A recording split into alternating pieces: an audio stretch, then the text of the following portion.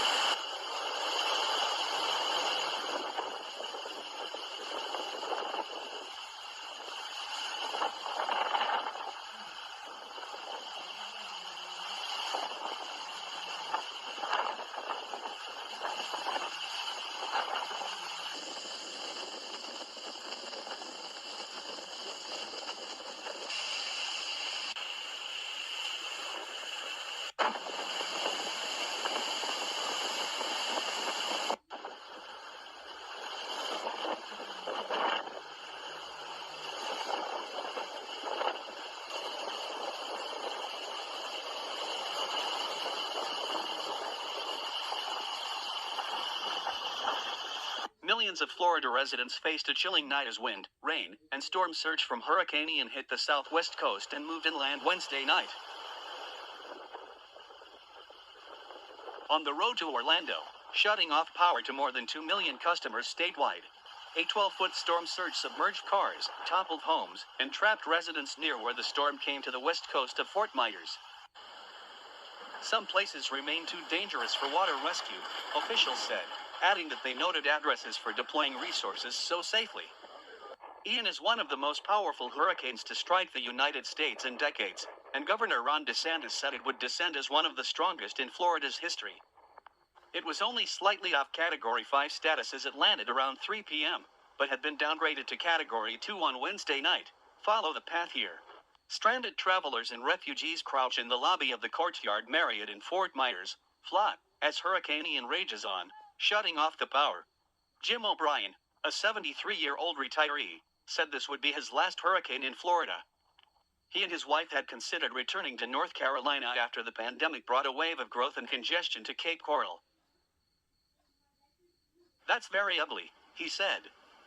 "We had strong winds, high waves, and more than 4 inches of water inside the house. Hotel rooms are hard to come by in Naples, FL."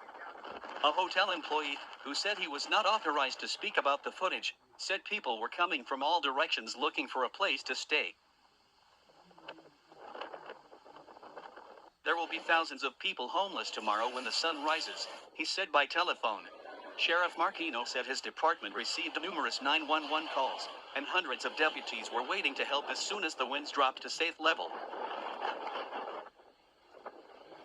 Hurricane Ian has dropped to Category 2 as it moves over the Florida peninsula, but forecasters warn that a major storm is likely to send heavy rains on inland communities, causing widespread flooding. The Lee County government advised residents to remain silent as the storm continued to hit the state. "We're starting to feel that our community is, in some ways, broken," Roger Desjardins, the county manager, said at a news briefing Wednesday evening. Winds damaged the roof of HCA Florida Fawcett Hospital in Port Charlotte, Florida, a coastal city about 100 miles south of Tampa. The hospital said the resulting water damage forced patients to be moved downstairs, but they were safe, and medical staff continued to provide care. Hurricane Ian was downgraded to Category 3 after making landfall in southwest Florida, according to the National Hurricane Center.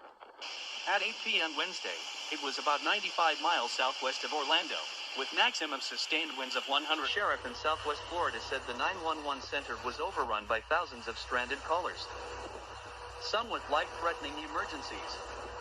But Charlotte County Director of Management Patrick Fuller expressed cautious optimism that the worst-case scenario might not materialize. On another barrier island bearing the brunt of winds and storm surges, the flyover shows that the integrity of the home is much better than we thought, said Fuller. However, rescue crews are trying to gain access to the islands and other parts of the county to determine the full status of all our residents. The U.S. Coast Guard began rescue efforts hours before dawn on the barrier islands. DeSantis said. More than 800 members of the Federal Urban Search and Rescue Team are also in the area. A piece of the Sanibel Causeway fell into the sea, cutting off access to the barrier island where 6,300 people normally live. The bridge connecting Pine Island to mainland Florida is also impassable, DeSantis said. At least one person has died in Florida, a 72-year-old man in Deltona who fell into a canal while using a hose to drain his pool in heavy rain, the Volusia County Sheriff's Office said.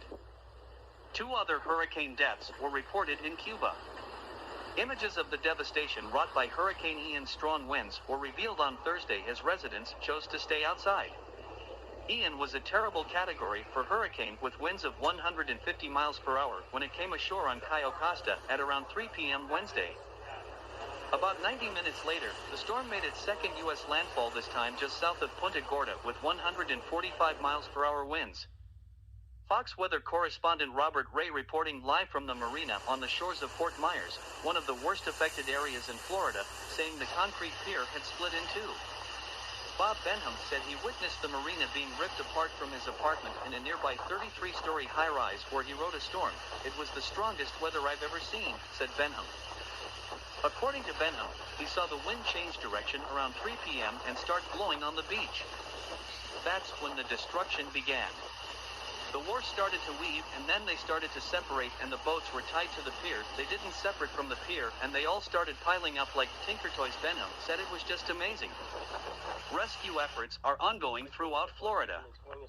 Helicopters are used in places where roads are damaged, making it difficult to reach those stranded by storms. At least 2 deaths, believed to be related to Hurricane Ian, have been reported in the state, according to Florida Governor Ron DeSantis. Hurricane Ian destroys the roof of the Port Charlotte Intensive Care Unit, flooding the hospital ward and turning the stairs into a waterfall. In Fort Myers, a 10-foot storm surge tossed the cars like bath toys and crushed them on the road. A catastrophic storm turns the city into a lake and leaves a trail of destruction that defies imagination. These are some of the stories emerging from Florida's battered west coast. Scott Carlos thought he would be safe from flooding in his 4th-floor condo. He's wrong. Ian threw a 10-foot storm surge toward his home in Fort Myers, drowning most of his neighborhood. We actually had water getting into my 4th-floor condo, just from the spray and waves crashing into the building, Carlos said. The whole parking lot was completely destroyed. At one point he said the water was at least 10 feet high on our east side, which is right across the street from the beach. As he surveyed his surroundings after the storm, he saw debris everywhere. Everyone's garage is basically just telling. Carlos says cars everywhere are wrecked on the road. Most of them actually went across the street. The need for air rescue was so urgent that members of the Coast Guard began rescuing residents while Ian was still pounding the area. We didn't even wait for the storm to pass last night. We have helicopters in the air. Coast Guard Admiral Brendan McPherson said Thursday. We rescued 13 people along the coast between Fort Myers and St. Petersburg. That number could pale in comparison to the number of people still needing to be rescued on Thursday. We are preparing for what will be a very busy search and rescue day, said McPherson. Right now we have a plane in the air with the Florida National Guard actively pulling people off the roof at Fort Myers. Oni Atkins of CNN affiliate WESH reported in Orlando when a driver tried to cross a submerged road Thursday morning it didn't work. The rapidly rising floodwaters flooded the woman's car and threatened to wash her away. The car finally got stuck, then I saw a hand come out, I heard Help Atkins say. He searches for the crocodile that dropped the power cord and the first responders who can save the woman. But no one was there, he said. So dark.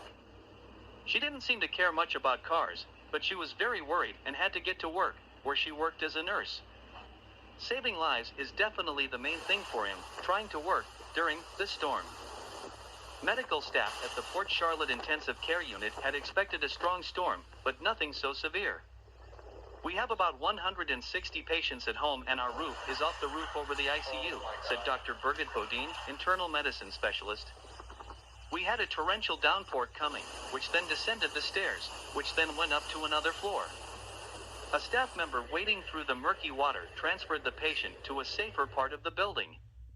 Some rooms built for 2 people suddenly accommodate 3 or 4 people, said Bodine. He said the air conditioning was not working, but the backup generator had allowed all other vital systems in the hospital to keep running. Luckily, everyone did well and was actually, surprisingly, in good spirits because they could see that we were trying the best we could with what we had. Even Florida residents hardened by decades of hurricanes couldn't believe Ian's devastation. It's a completely different storm, said Collier County Commissioner Rick LaCastro. He said storm surges reached 12 feet in parts of his district, including Marco Island and Naples. I have survived Irma and other hurricanes, which are more about wind and yes, always water, says LaCastro. But the storm surge is something we've never seen here with this intensity. Meanwhile, many humans were able to evacuate and get out of harm's way, but some animals were not so lucky. However, there were some bright spots, where the Good Samaritan was able to save some four-legged friends from the rising floodwaters. Megan Cruz Scavo shared a video of her boyfriend walking outside in rushing water to rescue a cat lying on outdoor equipment. He hit back at a Twitter user and said that the incident took place at his girlfriend's parents' house on the beach in Bonita Springs, which was built to weather the storm. News Nation senior national correspondent Brian Enton posted a video on Twitter of a man rescuing a dog from a boat moored at a marina in Fort Myers. The man is seen carrying the dog through the water before it is placed on the ground. The man then grabbed the rope and the two ran across the street to safety. It's now there, right outside our window. Okay, this is the eye wall of a Cat 5 Hurricane Island, and I'm here. Sandbags failed to keep the water out. The U.S. Coast Guard airlifting stranded people from rooftops near Sanibel Island. 1,000 FEMA personnel deployed here, supplying millions of liters of water and meals, and hundreds of generators.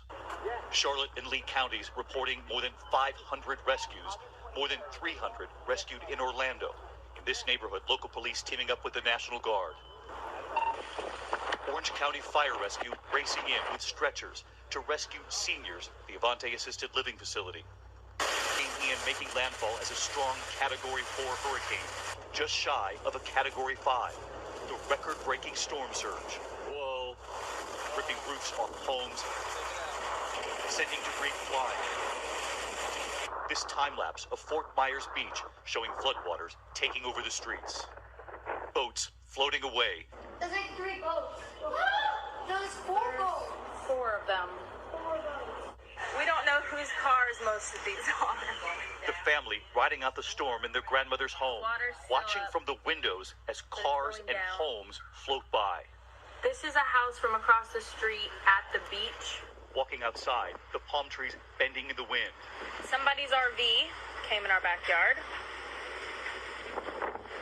That's our pool. That's our deck. That was my house. My house is gone.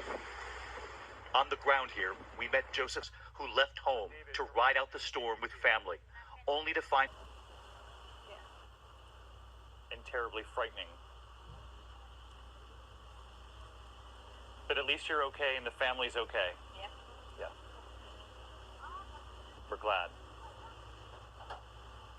Year-old son Mason, staying with their pastor because the pastor's home is built of brick. They couldn't get back to their home today because of the floods. Any word on your house? Yeah, we had In the waves. And that father tonight, grateful they left their home to seek safer shelter, now knowing what so many...